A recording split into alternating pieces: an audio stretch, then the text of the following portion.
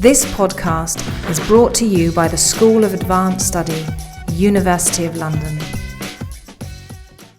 Welcome to this, which is the last of this session's Voluntary Action History Society seminars, but don't worry, there's more coming in September and thereafter, so it's not the end of the world. Before I welcome our speaker, there's always two points of administration that anybody chairing this meeting has to do. And they are, first of all, the Sacred Register. The Institute for Historical Research, who support and sponsor this seminars, require us to keep a record of those of you who are here. So if you could sign the register, that would be much appreciated. If you haven't done so before, and you'd like to give us your email address, then we'll send you details of all future seminars. If you haven't realised, the Voluntary Action History Society, which runs the seminars, is a membership body, and we would encourage you to join. You don't gain anything wonderfully from that, except for the satisfaction of contributing to the running of the organisation. If you are interested, we have of course got some membership forms, which we're delighted to help you fill out if we can. And take your money. And take your money.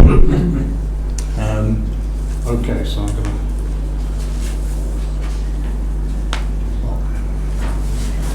to... Okay.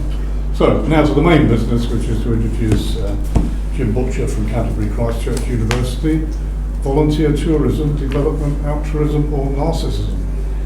Okay. Take it away, Jim. Thank you very much. And thanks for inviting me. I suppose it's a small audience, I'm okay to sit down. Normally, I'll stand up first. Well, first of all, I guess thanks ever so much for inviting me down to talk about this.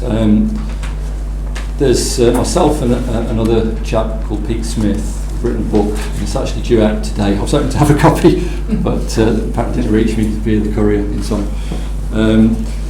And it's called Voluntary Tourism, the Lifestyle Politics of Development. So it's got a different title to this talk today.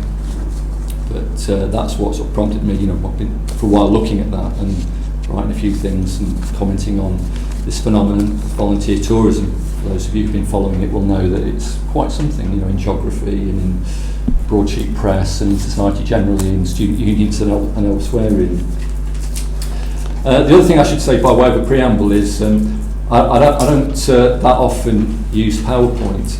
I subscribe to the view that PowerPoint has destroyed the art of public speaking. You can judge for yourself.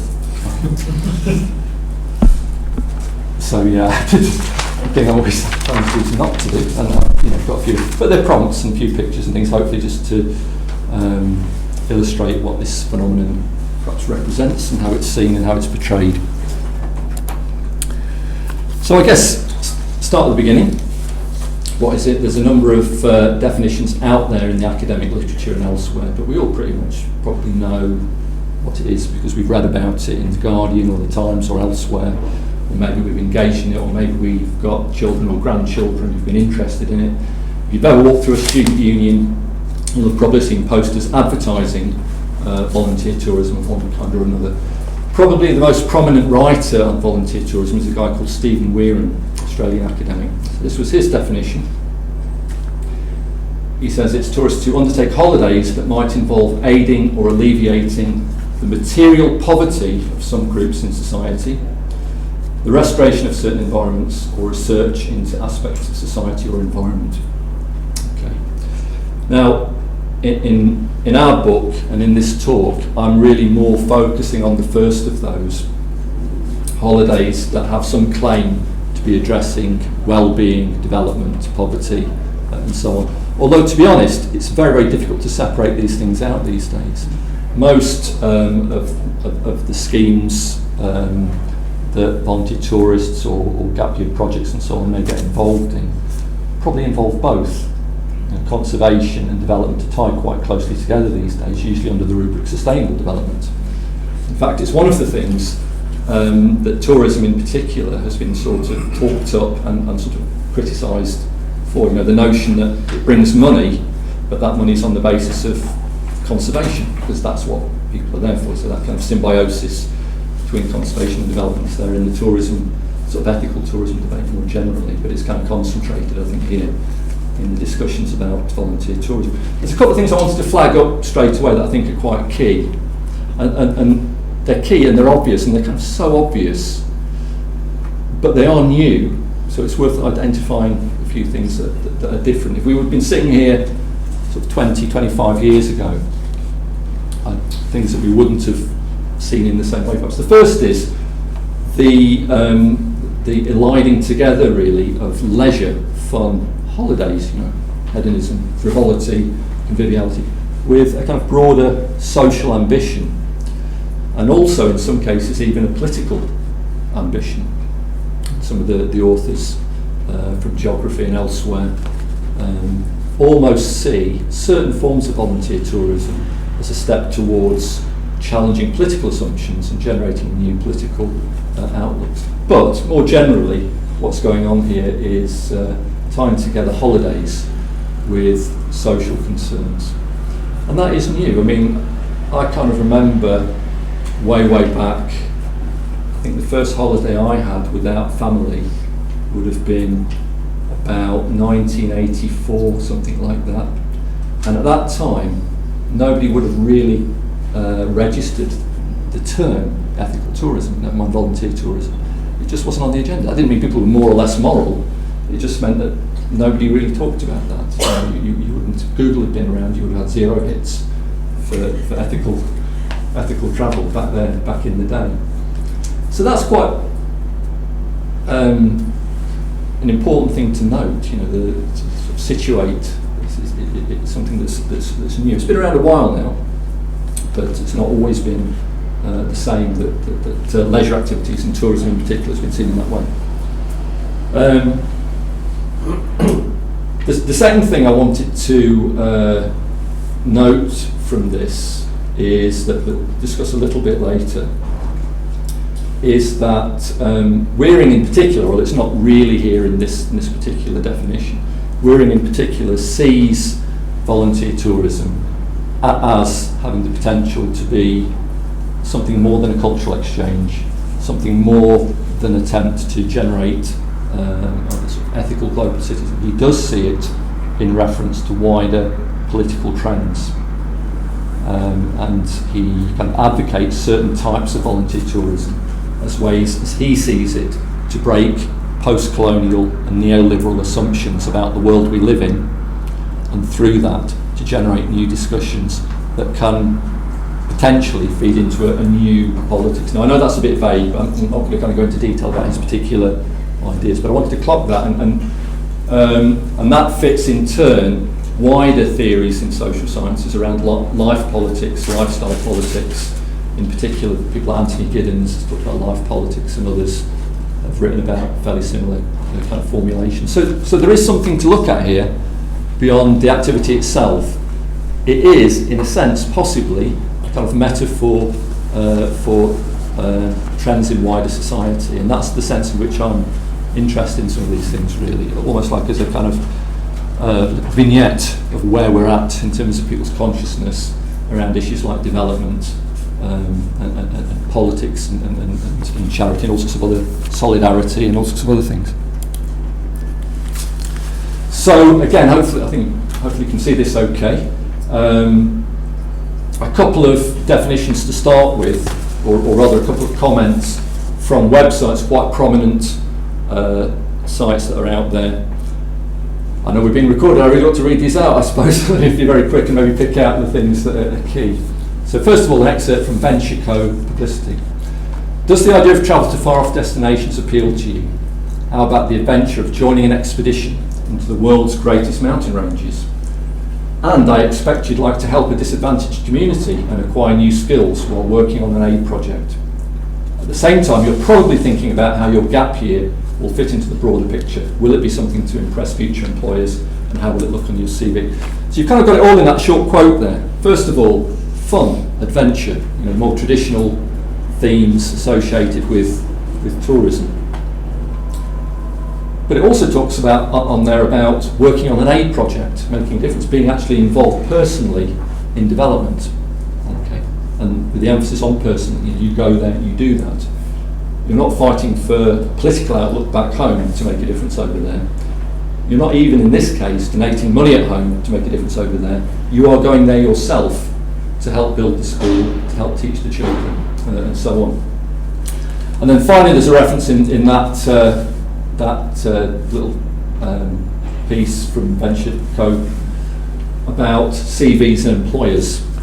Okay, and there's another issue there that being involved in worthy gap year projects and volunteer tourism and so on is very much written about and seen as something that contributes to your CV and your credibility as a global citizen. And there are lots of examples of this. I mean, I work in a geography department, and a couple of times over recent years, there have been flyers from the Geographical Association and other bodies kind of tacitly and explicitly promoting this as something that will enhance your capacity to be a geographer. I also remember a flyer about trying to encourage people to go into to train to be geography teachers, and again, it really kind of talked up this. In fact, the flyer itself was all about this. Were you interested in, did you do a gap year, did you do this? Well, you might be a geographer, you might not realise it, but you might be one anyway, so it was a kind of way in to that. Another one here, I2I Travel, interesting company, they're quite prominent really, been around a long time. They're actually a part of Europe's biggest tour operator, TUI. And that's indicative of the way that the big tour operators have sort of bought into the niche markets. And that's a long-standing trend, I think. So you might think you're going with some small niche operator, but it may be owned by a bigger company. I'm not trying to make a moral point about that, by the way. I'm just observing that that's often the case. And I2I is one of those. Anyway, want to be more than a tourist? Have you got a taste for adventure? Do you want to make a real difference to the places you visit, rather than just passing by?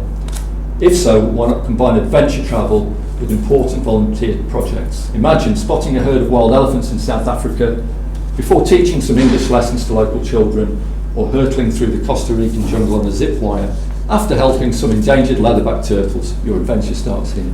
So it's a bit over the top, really, isn't it? I think, but this is, not uncommon. It's fairly typical. Maybe at the sort of over the top end, if you like, of the publicity that's out there. I just wanted to highlight maybe one thing that, okay, maybe this is me being a bit oversensitive here, but there's a bit of a kind of dig at mass tourism here, I think, maybe slightly coded. Do you want to make a real difference rather than just passing by? And I think that kind of fits into the, you have your good ethical tourism, of which volunteer tourism is a part, and it has its other, and its other is package holidays, where you are, it is about hedonism, it is about you, your enjoyment, relaxation, travel that doesn't buy into this narrative of ethical travel. So there's quite a lot, maybe, in some of these sorts of things here. It is something that's growing. I've already sort of pointed out that it's more prominent in the media.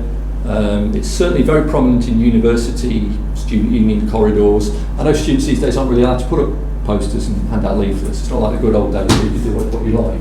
But insofar as they are, these things are there.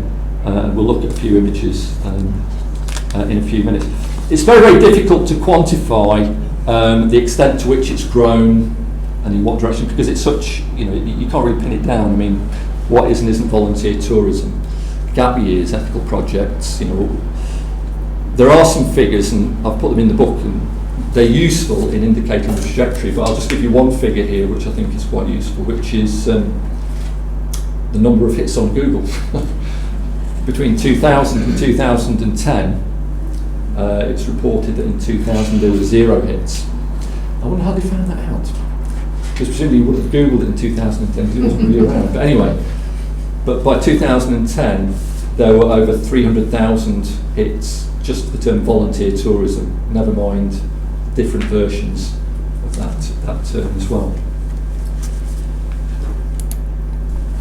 So again, really, by way of introduction, again, some of the emphasis in the publicity There's a big emphasis on teaching, although when I say teaching, most often with volunteer tourism there is no formal teaching qualification required.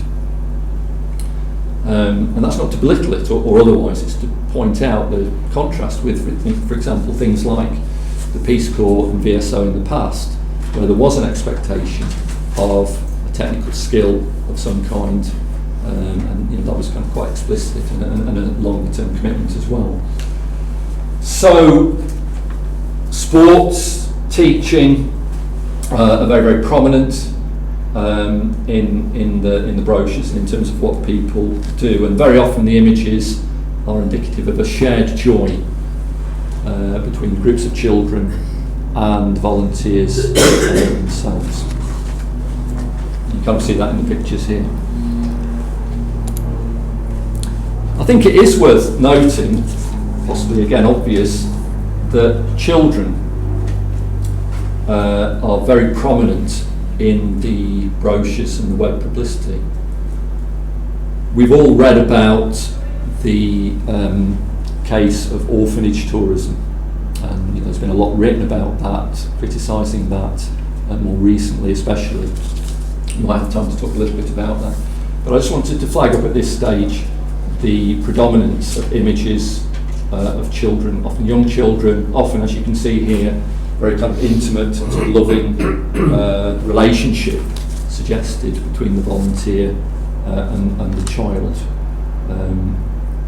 And that's probably, there's been a lot written, some of you may be familiar with stuff that's been written about the imagery of childhood in relation to the developing world and aid programs and things like that.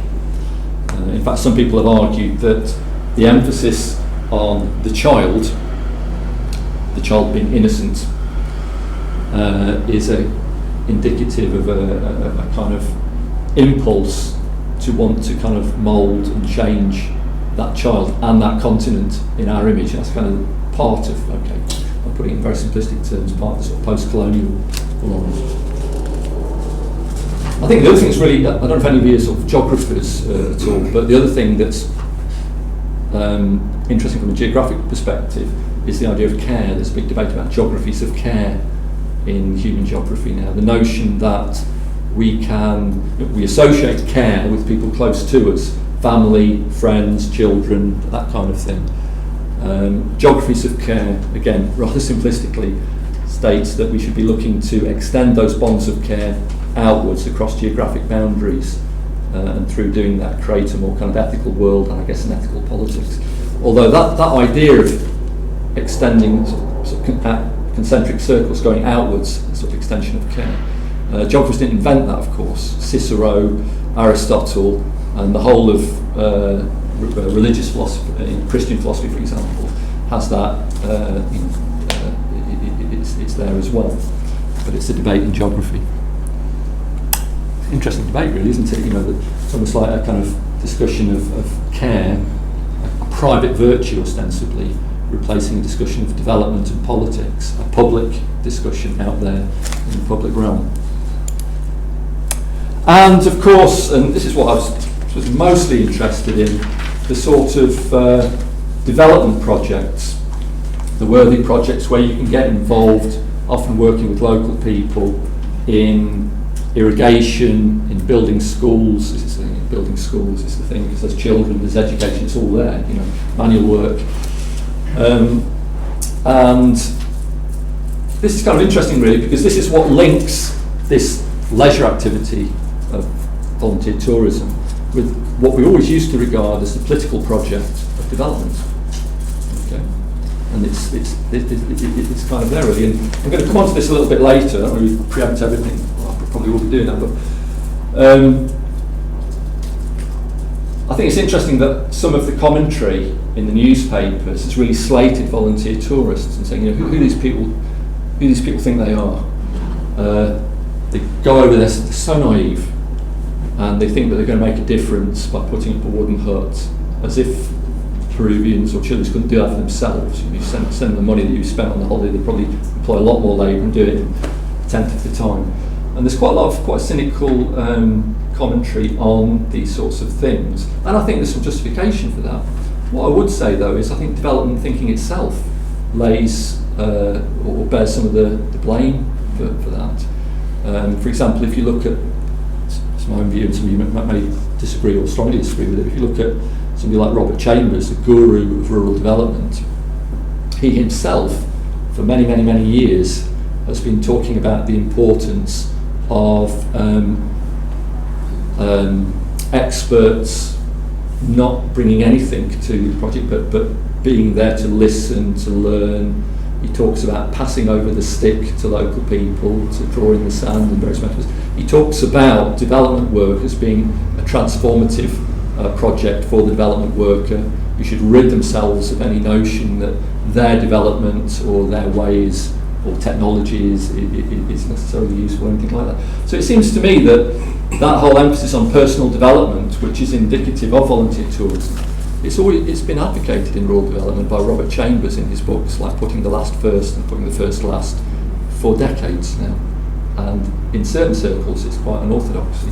The other thing you might add is that development, rural development, is quite common to talk about, to substitute the word well-being for development. Well-being is much more of a flexible term. Well-being can apply to and it can imply self-esteem. Okay. So if we're broadening out the idea of development in that kind of way, then why not? Maybe it's not a big difference that's being made, but if we rework development around some of the modern definitions of post-development thinkers and people like Robert Chambers, it seems to me that we're wrong to blame these guys, if there is blame at all to be apportioned. We should look at the development, the broader context of development thinking. So I think it's important. It's a growing trend. It's exemplary of a wider lifestyle politics. As we've said, it conflates leisure with social and even political aspirations. And it is quite prominent in what's been called the public face of development. Two writers, Smith and Yankopoulos, coined the term. What that basically means is how the notion of development elsewhere in economically poorer countries is presented to the general public here through the media, TV, internet, and so on. So these things are quite prominent there. You could argue, well, there was some research done that suggested that the principal way the public makes sense of development issues, I think 1997 was the key year for this, but from 1997 the principal way the public made sense of development issues was through fair trade, through ethical shopping. Now, whether you celebrate fair trade, whether you're critical of it or maybe you've got different views on it, that is a very, very notable thing. That the project of development in poorer countries is presented to people and taken up and seen through that kind of prism, really.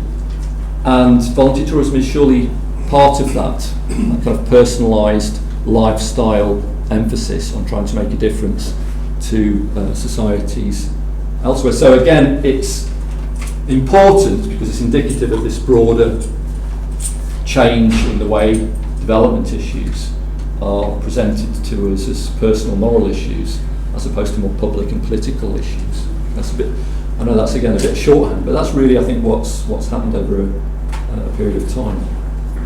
Actually, I was walking through the university I work at, and there's a canteen, student canteen, and I walked through this. It was just the other week, and I'm not making this up, I know it sounds a bit unlikely, but I walked in there, and on the way in there was a poster for buying fair trade chocolate, and it had a picture of the farmers who'd grown the cocoa beans and their names. It was a very kind of personalised relationship you were being invited to enter into. Help this chap here, and here's his wife and his kids, and you can, it's kind of encouraging that kind of personal and emotional connection and that sort of empathy. I went into the canteen, I went to buy a bottle of water, and the water that was at the front of the cabinet was one. Have you seen this water? So you buy this water, and I don't know if this is common to all of one water, but some of the £1.20 or whatever you pay for this bottle of water goes towards the building of a roundabout in an African village, which kind of sounded a bit unlikely. until you learn that the roundabout is not just for the children to play on, but it sort of doubles up as a water pump. So again, this idea of leisure, not just for us but for them, it's fun. This can be fun. Pumping your water in your village, get the kids to do it, just put them on the roundabout. No, I don't. I'm not trying to make, I know it sounds a bit cynical, but I'm not trying to make a point about this, but it's notable that this is how it's being, the issue of rural development is being presented to me. And then on the way out, the posters about volunteer tourism. So there it is. If you're a student at my university, this idea that the public pace of development is taking this form, it certainly seems to have some justification. Well, to get to the nub of the issue and the criticisms that are made of this, does it actually help? Does it actually help anyone? And these are, obvious and fair and important questions to ask. First of all, development. Well, as I've already said, yes and no. If you see development as a transformative economic project to liberate people from poverty and to open up whole new opportunities for a society, then definitely no, actually. But if you see development as encompassing well-being, and if you see the process of development in that kind of way, if you emphasise the role of local knowledge above scientific knowledge, if you go along with some of the writings of Robert Chambers, who talks about the importance of fun actually in development work, and empathy and love and care and all the things that are identified with volunteers, then maybe yes. So I think it's not possible to be definitive on that. I tend to go with the first answer, but clearly, there are different strands of rural development thinking, and some of those would see volunteer tourism as, in many respects, a limited but worthy sortie into the world of well-being, which is part of development. Because I don't think people, see themselves as engaging in development in that sort of broader, transformative sense. But nonetheless, it's identified with helping people and making a difference. It's that kind of idea, wanting to make a difference. Secondly, does it help contribute to global citizenship? There's a number of the publications that have done research looking at volunteer tourists and the companies, and there's some very, very interesting findings around this, I think. I can't quote it verbatim, I won't even try to in the book, but there's a woman called Kate Simpson who wrote a PhD on volunteer tourism some years back. It created a lot of interest in it. And there's some very, very interesting quotes in there. For example, one chap says, well, yeah, when we go, or when I went and I was engaged in this project in Ghana or Uganda or wherever it was, yeah, maybe I didn't make a difference there and then.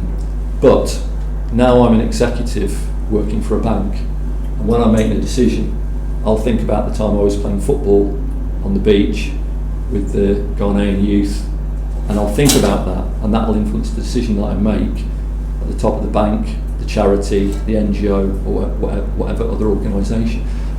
So again, that sounds a little bit glib, but you can see the point there. The generation of global citizens able to act ethically in their careers further down the line, careers that may be enhanced precisely by having that experience on the CV. So that's certainly argued, and there's one chap, a guy called Palacios, who wrote a really good paper around this, and he argued this very explicitly. He said, let's get real. There's no development here. Stop talking about development. As soon as you start talking about volunteer tourists actually contributing to development, in his view, you are basically engaging in a kind of neo-colonial, ridiculous, naive view of your relationship with other people and what you do. But then he goes on to say, if you strip all that away, the cultural links and the personal links that you make can contribute to a global citizenship. It's a very common argument. We actually sort of in our book tentatively question that argument. I want to be a bit careful here because I perhaps can't do it justice what we try to argue in the book.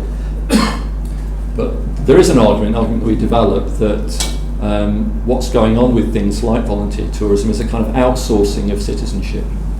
Citizenship traditionally being about the relationship between people and their polity, their government, where they can vote or campaign to vote if they don't have a vote.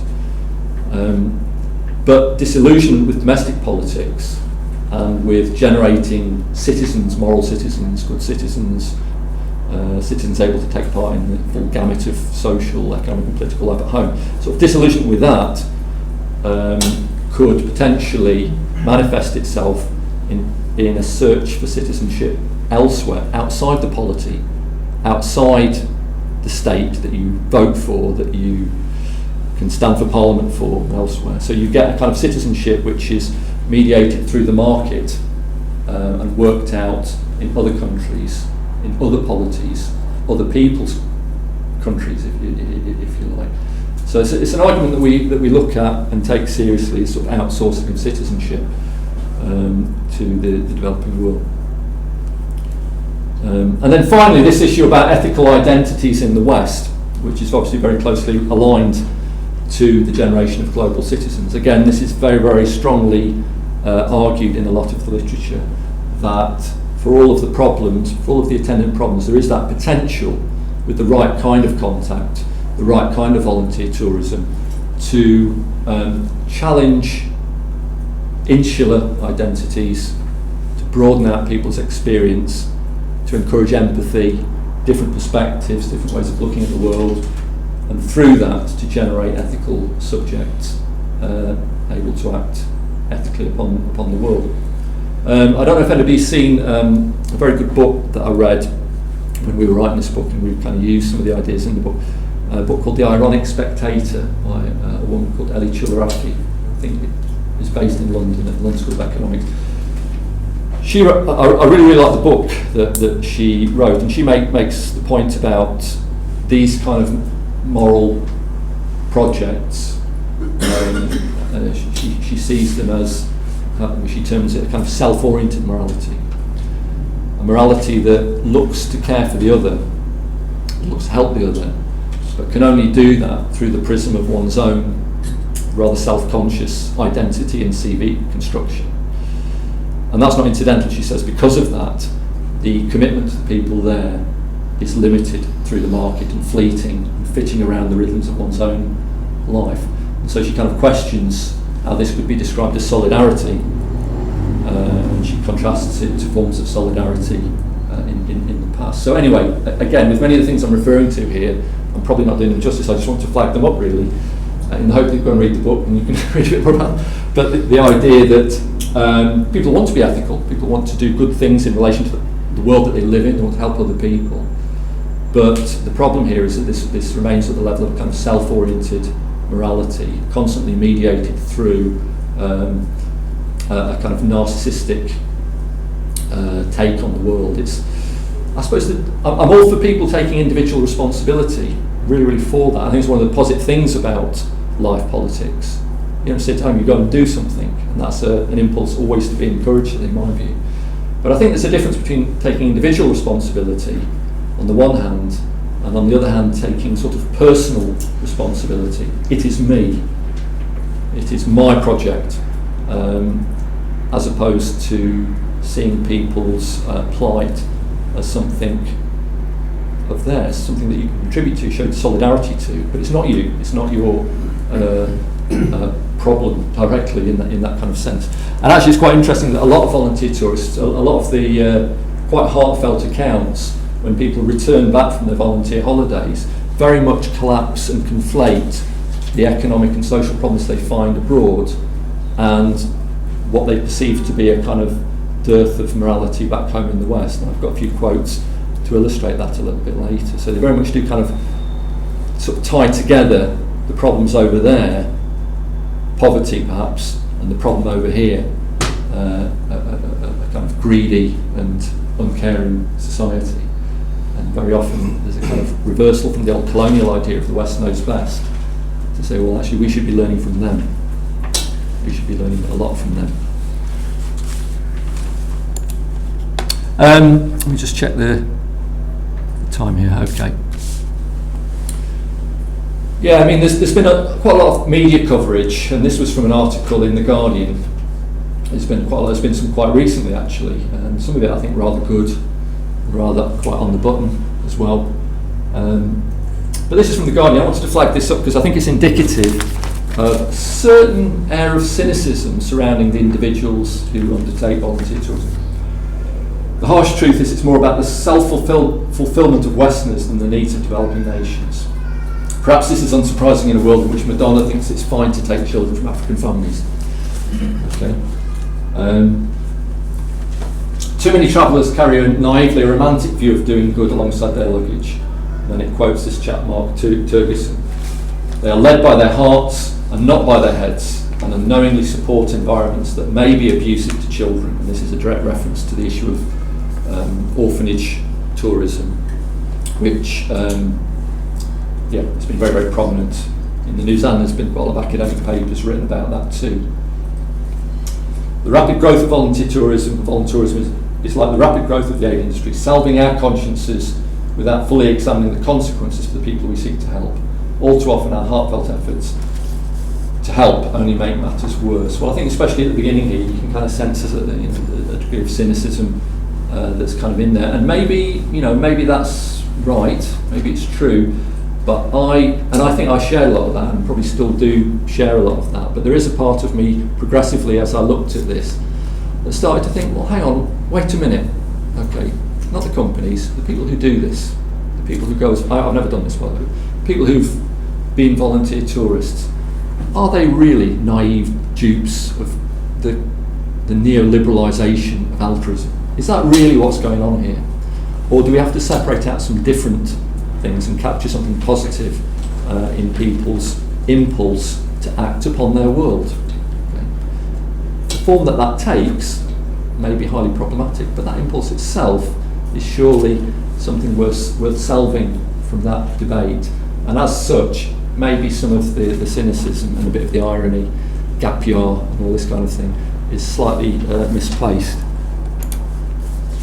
So I think, as I've mentioned already in the academic literature, there's a very strong sense that volunteer tourism runs the risk of being neo-colonial in character, of perpetuating and possibly even reviving certain stereotypical views of the culture of people in other countries.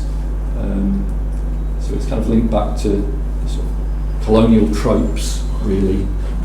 The helpless person needing the civilised to help them, or the benevolent sort of Western intervention. And then the neoliberal criticism, the idea that what's going on here are these voracious companies like TUI, presumably, these voracious companies trying to sell altruism to everybody and actually debasing altruism and debasing our very humanity in the process. And again, I think there's something in some of these criticisms, but again, one could argue that kind of criticism doesn't really credit young consumers with any intelligence whatsoever. It sees them as sort of dupes of these sort of voracious, nasty people sitting in boardrooms up here. And I don't think it's the case, and I think it's more subtle than that. I think there's a lot more going in. And I actually think, having been recently to the American Association of Geographers conference, where everything that a human geographer disagrees with is labelled neoliberal. It has become a lazy term, frankly, that is used to, what was the term?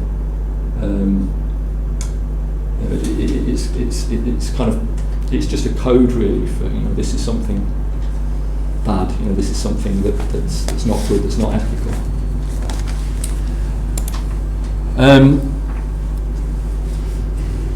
Actually, I think to a certain extent some of these criticisms are misplaced. So, for example, the idea that volunteer tourists are sort of dupes of consumer capitalism gone crazy doesn't fit with some of the commentaries around this. Now, these are two American, very popular sort of compendiums of volunteer tourism. I can get you the proper references and things like that later. If you take the first one here, as a volunteer, you can begin to halt the tide of the nasty effects of globalisation. Okay, so it doesn't sound like a kind of neoliberal agenda here. It sounds almost like a radical agenda. You can halt the tide of globalisation and promote the benefits of international understanding. And that chimes with a lot of the expressed sentiment of the volunteer tourists themselves. Change your perspective on what it means to be rich or poor. Consider what it might mean to be overdeveloped. Okay. So is this a post-colonial narrative? Is this the West knows best? We will bring you civilization. Actually, many volunteer tourists express a profound disillusionment with their own Western civilization, democracy, and so on. There's a really, really good example of this in a book called Generation NGO. An excellent little book. It's about Canadian, at the margins, volunteer tourists. They might argue that they're not. And the book is all about how the lessons learned abroad on projects can be brought back to make Canada a better place. Because Canada stinks, basically. That's the, you should read this book because the young people concerned are intensely critical of their own polity, their own society, the city, congestion, development. And there are lessons to learn from over there, and this is the thing. So it doesn't fit in with that simple sort of colonial or neoliberal sort of binary in a way. Some more examples here. People in developing countries have a depth of joy, a richness to which those of us consumed with material things are often blind. So again, you often have that critique of Western consumer society thrown in to, in this case, the sort of promotion of the things, but also in the express sentiment of the tourists. Let's think about, here we are. A dig at domestic politics. Others want to test themselves. Here we are. Still others are tired of waiting for their government to act. They want to stand up and be counted now. So there you've got a reference to that idea that we want to do something. Politics is, well, where's that? Who believes in that? Who's passionate about politics? And we've just had an election here. Perhaps, okay, some people argue that there was an injection of politics from the SNP, injection of passion. But that sort of disillusion with politics and the political process is often alluded to in the feedback that the tourists themselves give. One final quote here from Projects Abroad, a young woman called Tracy, volunteering in Mongolia.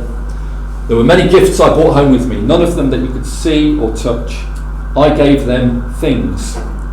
What they gave was more precious than gold. Whenever I need courage to live this life back in civilization, I think of the nomads. So she's alluding to the idea that in this exchange, which is linked to development, who really benefited? She gave them things, but obviously by putting inverted commas around things, she doesn't think very highly of the things that she gave them. But she did bring back home something more precious than gold, something better than development, you might say. A way to be, a way to think.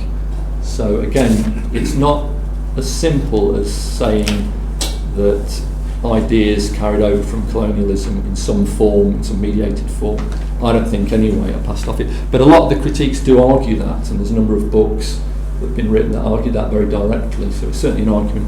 I'm not sort of dismissing it. Now, to kind of finish, because we're getting on to the 40 minutes now, I would guess, 45 minutes, I wanted to just set out very briefly a kind of alternative way of looking at this that myself and my co-author looked at and developed in the book.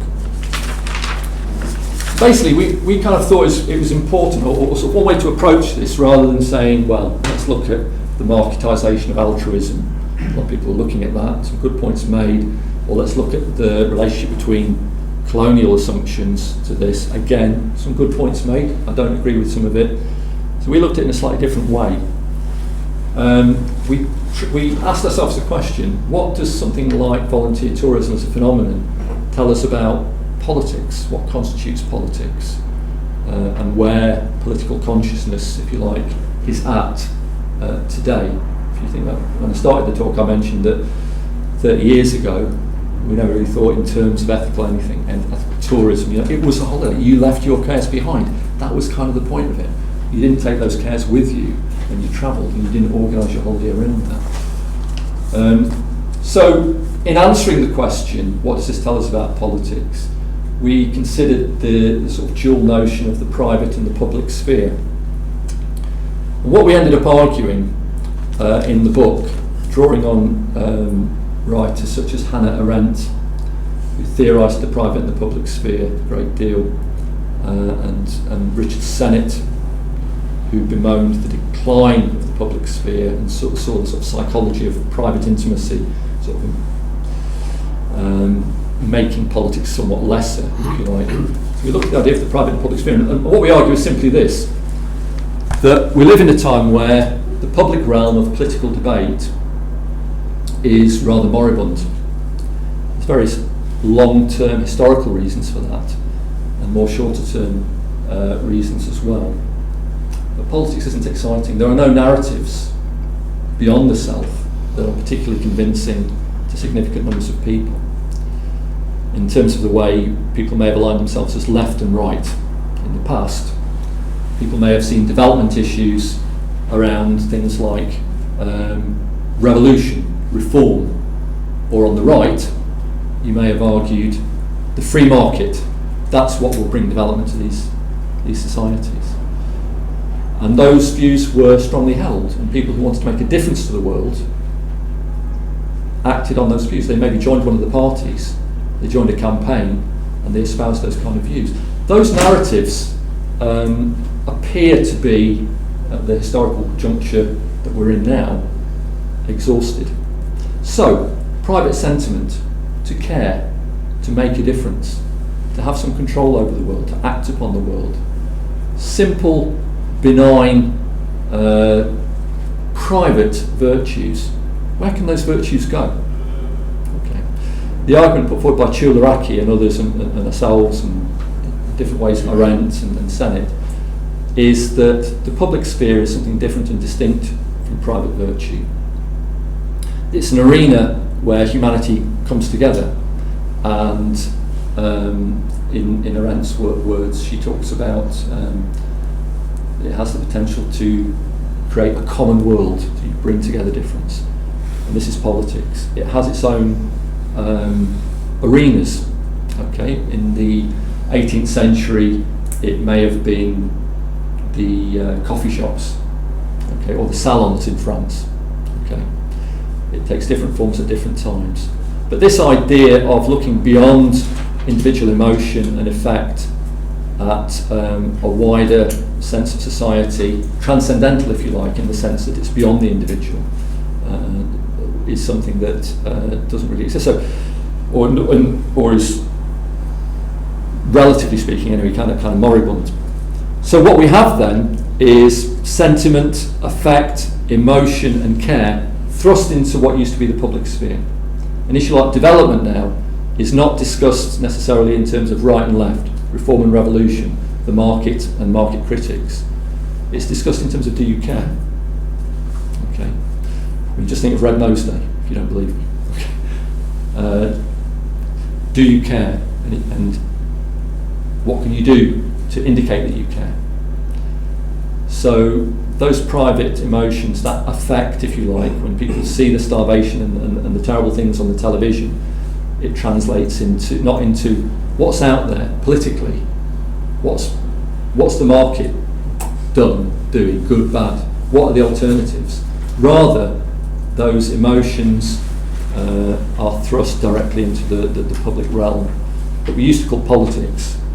And I think that's kind of what's going on here. It also accounts to a degree for the interest of governments, actually, in things like volunteer tourism. So in the United States there's quite a long tradition of, sort of service learning and so on, which has adapted to the trend of volunteer tourism. In Britain, there's been a number of initiatives by governments to sort of support overseas volunteering through companies like I2I and others like that. It also partly explains why in geography a lot of very radically minded people are searching for good forms of ethical tourism to, as they see it, rupture the neoliberal sort of worldview amongst the people who want to take it. So people are making that link. I'm not kind of making that up, but I think that's because a public sphere devoid of transcendental ideas, religious ideas too, I might add, in the main, as well as political ones, inevitably becomes a kind of sounding board for our intimate, caring, virtuous, but nonetheless private kind of emotions. So you can think about those images of intimacy, for example. The Voluntary was holding the baby, the young guy playing football with the lads in an orphanage or something like that. This is how young people, aspirant people, caring people who want to act upon their world, this is the kind of broader sort of worldview that you look towards, you look out, and that's what's there. When you walk in the student union, that's what appears to be there. So I don't really know, I mean, just in conclusion, I'm not offering a view, good or bad, on volunteer tourism.